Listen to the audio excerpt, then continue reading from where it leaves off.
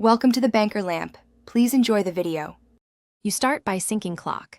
Set the project frame rate to match your footage so motion stays consistent.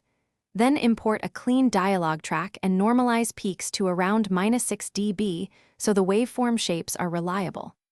Once done, scrub the audio and place rough viseam markers where vowel and consonant changes occur, every 50 to 100 milliseconds, so you have a timing scaffold. Make sure to lock the reference track and timeline so your first alignment remains stable while you refine visual cues.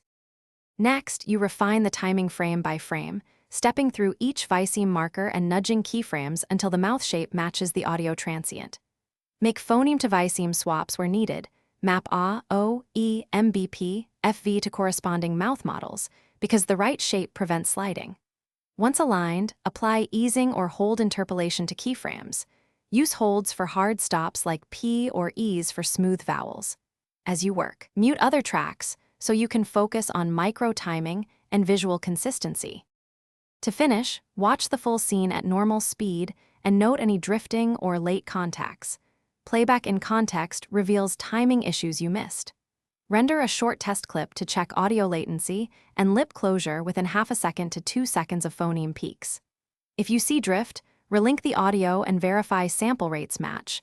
48 kHz versus 44. 1 kHz causes slippage, or use a time warp/retime tool to stretch or compress the audio alignment. One key troubleshooting tip.